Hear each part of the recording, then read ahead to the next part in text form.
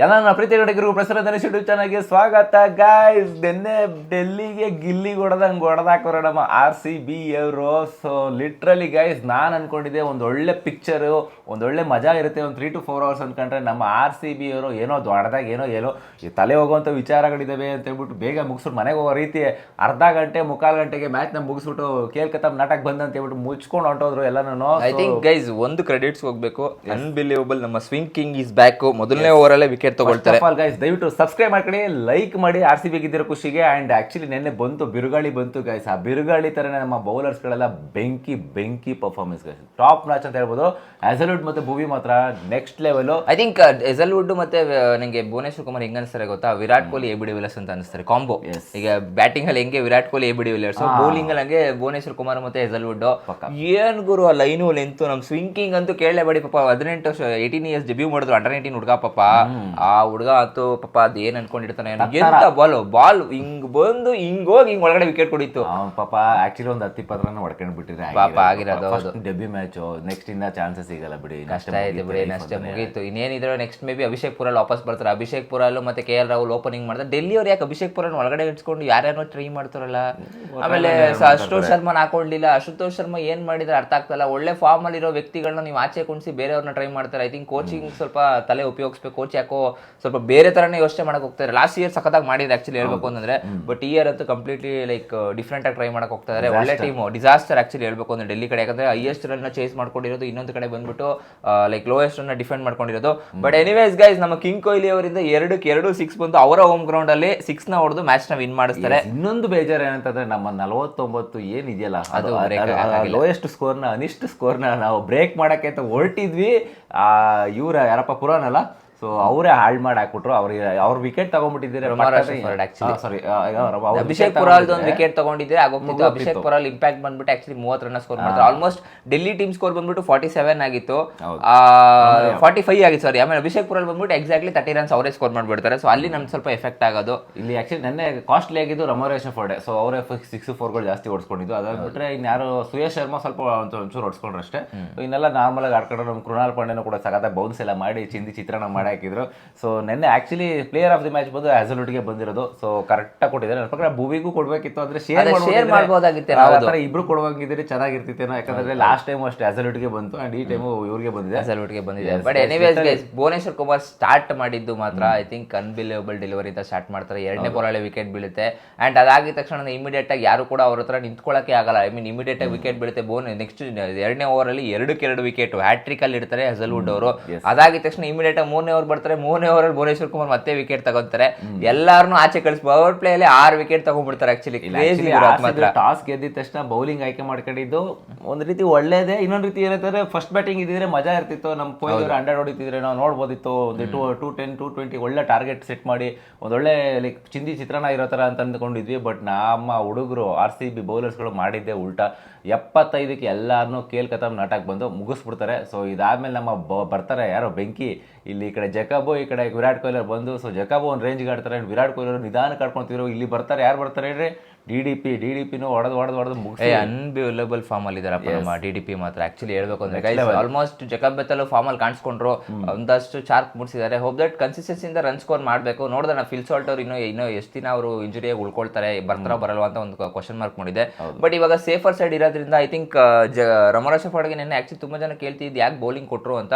But ಹಂಗನ್ಸಿದೆ ಅಂತಂದ್ರೆ trial and error. ಯಾಕಂದ್ರೆ ಇವಾಗ ಸಡನ್ ಆಗಿ ಬೇರೆ ಮ್ಯಾಚಸ್ಗಳಲ್ಲಿ ಬೌಲಿಂಗ್ ಕೊಟ್ಟು ಓಡಿಸ್ಕೊಳ್ಳೋದಕ್ಕಿಂತ ಈ ಮ್ಯಾಚಸ್ಗಳಲ್ಲಿ ಓಡಿಸ್ಕೊಳ್ಳಿ ಪರವಾಗಿಲ್ಲ. ಯಾಕಂದ್ರೆ ಎಷ್ಟೇ ರನ್ ಸ್ಕೋರ್ ಮಾಡೋದು 150 ಮಾಡಿದ್ರು ಚೇಸ್ ಮಾಡ್ತೀವಿ ಅನ್ನೋ ಕಾನ್ಫಿಡೆನ್ಸ್ ಒಂದು ಆಂಗಲ್ ಅದಿತ್ತು. ಬಟ್ ಇನ್ನೊಂದು ಆಂಗಲ್ ಅಲ್ಲಿ ಈ 49 ಈಗ RCB ಅಂತ ಒಂದು ಅವರು ಏನ್ ಗೊತ್ತಾ, ರೆಕಾರ್ಡ್ಸ್ ನೋಡ್ತಾ ಇಲ್ಲ. They wanted to win cup ಅಷ್ಟೇ. ಎಕ್ಸಾಕ್ಟ್ಲಿ ಮ್ಯಾಚ್ ನ ಗೆಲ್ಬಿಟ್ಟು ಕಪ್ ನ ಗೆಲ್ಬೇಕು. ಏಟರ್ಸ್ ಗಳಿಗೆ ಏನ್ ಮಾಡೋದು, ಏಟರ್ಸ್ ಗಳಿಗೆ ಈಗಲೂ ಹುರ್ಕೊಂಡಿರ್ತಾರೆ ಬಿಡಿ. 75 ಲೋಯೆಸ್ಟ್ ಸ್ಕೋರ್ ಐ ಥಿಂಕ್ ಈ ಸೀಸನ್. ಆಕ್ಚುಲಿ ನನ್ನ ಪ್ರಕಾರ ಯಾವಾಗ 47 ಇದ್ದಾಗ ಕೇಲಿ ಜೇಮಿಸನ್ 6 ಹೊಡಿತಾರೆ ಗೊತ್ತಾ, ಅವಾಗ ಎಲ್ಲರೂ ಖುಷಿ ಪಟ್ಬಿಟ್ಟಿರ್ತಾರೆ.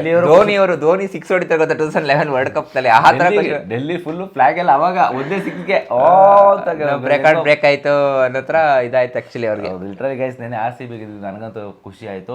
ಅಂಡ್ ನಿಮಗೆ ಅನಿಸ್ತು RCB ಬಗ್ಗೆ, ನೆನ್ನೆ ಬ್ಯಾಟಿಂಗ್ ಬೌಲಿಂಗ್ ಬಗ್ಗೆ ದಯವಿಟ್ಟು ಕಮೆಂಟ್ ಮಾಡಿ ತಿಳಿಸಿ. ಅಂಡ್ ಇವತ್ತಿನ match Punjab versus RR guys, undefeated ಆಗಿ ಉಳ್ಕೊಂಡಿದ್ದಾರೆ ಪಂಜಾಬ್ ಅವರು. RR ಅವರು ಪಾಪ ಲಾಸ್ಟ್ ಮ್ಯಾಚ್ ಸೋತಿದ್ರು, ಅದು ಲಾಸ್ಟ್ ಮ್ಯಾಚ್ ಗೆದ್ಕೊಂಡಿದ್ದಾರೆ. ಸೊ ಇವಾಗ ಅವರು ರಾಯಲ್ಸ್ಗೂ ಮಸ್ಟ್ ನೀಡ್ ಪಾಯಿಂಟ್ ಇದೆ. ಸೊ ಕಂಟಿನ್ಯೂಸ್ 2 ಮ್ಯಾಚ್ ಸೋತಿ 1 ಮ್ಯಾಚ್ ಗೆದ್ದು ಮತ್ತೆ ಈಗ ಲಾಸ್ಟ್ ಮ್ಯಾಚ್ ಸೋತಿದ್ದಾರೆ. ಸೊ ಪಂಜಾಬ್ ಅವ್ರು ಮಾತ್ರ ಎಲ್ಲ ಮ್ಯಾಚ್ಗಳು ಗೆದ್ಕೊಂಡ್ಬರ್ತಾ ಇದ್ದಾರೆ. ಲಿಟ್ರಲಿ ಒಂದು ಮ್ಯಾಚ್ ಮಾತ್ರ ಮಳೆ ಬಂದು ಇದಾಗಿದ್ದು. ಸೊ ಅದಿಲ್ಲ ಅಂದ್ರೆ ಮೇ ಬಿ ಅದನ್ನು ಗೆಲ್ತಿದ್ರೇನೋ ಪಕ್ಕ. KKR ಮೇಲೆ ಇದ್ದಾನೆ, ಅದು ಮ್ಯಾಚ್ ಅಬೌಂಡ್ ಆಗಿದ್ದು. ಸೊ ಇಲ್ಲಾಂದ್ರೆ 1 ಪಾಯಿಂಟ್ ಅವ್ರಿಗೂ ಶೇರ್ ಆಗ್ತಿರಲಿಲ್ಲ, ಅದನ್ನು ಕಿತ್ಕೊಂಡ್ಬಿಡೋರು ಪಂಜಾಬ್ ಅವರು.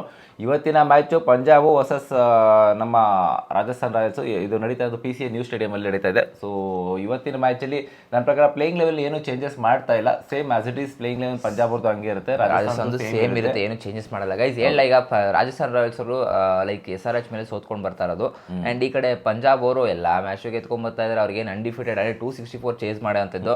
ಅಂಡ್ ಇನ್ನೊಂದು ಶಾಕಿಂಗ್ ಏನಪ್ಪಾ ಅಂತಂದ್ರೆ ಆಲ್ಮೋಸ್ಟ್ ಇವ್ರದ್ದು ಎನ್ಕೌಂಟರ್ಸ್ ಗಳು ಲಾಸ್ಟ್ ಇಯರ್ ಹೆಂಗಿತ್ತು ಅಂತಂದ್ರೆ ಒಂದು ಮ್ಯಾಚ್ ನ ರಾಜಸ್ಥಾನ್ ರಾಯಲ್ಸ್ ನ ಗೆಲ್ತಾರೆ, ಇನ್ನೊಂದು ಮ್ಯಾಚ್ ನ ಲೈಕ್ ಪಂಜಾಬ್ ಅವ್ರು ಗೆಲ್ತಾರೆ.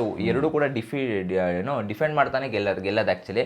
ಬಟ್ ಇವತ್ತು ಪಂಜಾಬ್ ಅವ್ರ ಸಿನಾರಿಯೋ ಮತ್ತು Rajasthan Royals completely different scenario ಇದೆ.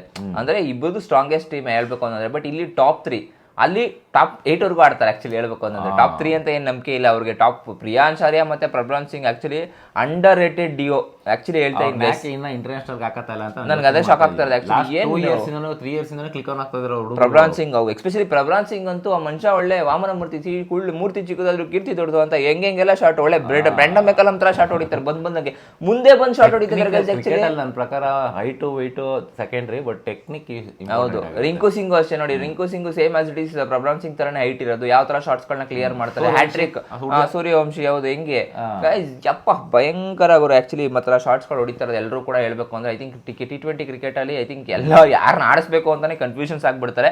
ಬಟ್ ನನ್ನ ಪ್ರಕಾರ ಶ್ರೇಯಸ್ ಅಯ್ಯರ್ ರಜತ್ ಪಡಿದರ್ ಡಿಸರ್ವಿಂಗ್ ಇದ್ದಾರೆ ಬಿಕಾಸ್ ಆಫ್ ಕ್ಯಾಪ್ಟನ್ಸಿ ಮೆಟೀರಿಯಲ್ ಇಂದ ನಾನು ಹೇಳ್ತಾ ಇರೋದು. ಓಪನಿಂಗ್ ಬಂದ್ಬಿಟ್ಟು ಇವಾಗ ಅಭಿಷೇಕ್ ಶರ್ಮಾ 1 ಮ್ಯಾಚ್ ಆಡ್ಲಿ, 2ನೇ ಮ್ಯಾಚ್ ಬಂದ್ಬಿಟ್ಟು ಸೂರ್ಯವಂಶಿ ಆಡ್ಕೊಳ್ಳಿ, ಇನ್ನೊಂದು ಮ್ಯಾಚ್ ಬಂದ್ಬಿಟ್ಟು ಜೈಸ್ವಾಲ್ ಆಡ್ಕೊಳ್ಳಿ, ಸಂಜು ಸ್ಯಾಮ್ಸನ್ ಲೈಕ್ ಯಾವಾಗಲೂ ಇಟ್ಕೊಳ್ಳಿ, ಯಾಕಂದ್ರೆ ಸಂಜು ಸ್ಯಾಮ್ಸನ್ ನಿಮಗೆ ಮ್ಯಾಚ್ ವಿನ್ನರ್ಗಳಾಗ್ತಾರೆ. ಸೊ ಹೋಪ್ ದಟ್ ಈ ಒಂದು ತಲೆಯಲ್ಲಿ ಇಟ್ಕೊಂಡು ನೆಕ್ಸ್ಟ್ T20 ಒಂದು ಇಂಟರ್ನ್ಯಾಷನಲ್ ಫಾರ್ಮ್ಯಾಟ್ ಮಾಡಬೇಕಾಗುತ್ತೆ. ಐ ಥಿಂಕ್ ಸೂರ್ಯಕುಮಾರ್ ಅದು ಒಂದು ಟೈಮ್ ಬಂದಿದೆ ಆಲ್ಮೋಸ್ಟ್ ಎಂಡ್ ಮಾಡುವಂತ ಅವರ ಕೆರಿಯರ್ನ ಎಂಡ್ ಮಾಡೋಕ್ಕೆ.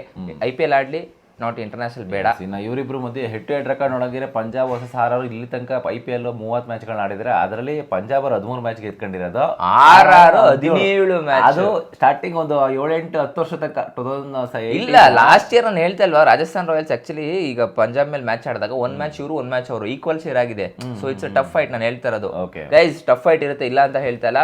ಬಟ್ ಸ್ಟಿಲ್ ಒಂದು ಹೇಳ್ತೀನಿ, ಇಷ್ಟಪಡ್ತೀನಿ, ಯಾಕಂದ್ರೆ ಪಂಜಾಬ್ ಆಗಿರೋದ್ರಿಂದ ಕನ್ಸಿಸ್ಟೆನ್ಸಿಯಿಂದ ರನ್ಸ್ನ ಸ್ಕೋರ್ ಮಾಡ್ಕೊಂಡು ಗೆಲ್ತಾ ಇರೋದ್ರಿಂದ compare to Rajasthan Royals I think bowling lineup ಆಗಿರ್ಬೋದು, ಬ್ಯಾಟಿಂಗ್ ಲೈನಪ್ ಆಗಿರ್ಬೋದು, 3 ಜನ ಮೇಲೆ ಡಿಪೆಂಡ್ ಆಗಿಲ್ಲ, ಟಾಪ್ 3 ಮೇಲೆ ಡಿಪೆಂಡ್ ಆಗಿಲ್ಲ ಇವರು, ಎಲ್ಲರ ಮೇಲೂ ಡಿಪೆಂಡ್ ಆಗಿರೋದ್ರಿಂದ ಇಂಡಿವಿಜುವಲ್ ಸ್ಕೋರ್ ಬರ್ತಾ ಇರೋದ್ರಿಂದ. ಸೊ ನನಗನ್ನಿಸ್ತಾ ಇರೋದು ಇವತ್ತು ಪಂಜಾಬ್ನ ಮ್ಯಾಚ್ನ ಗೆಲ್ತಾರೆ.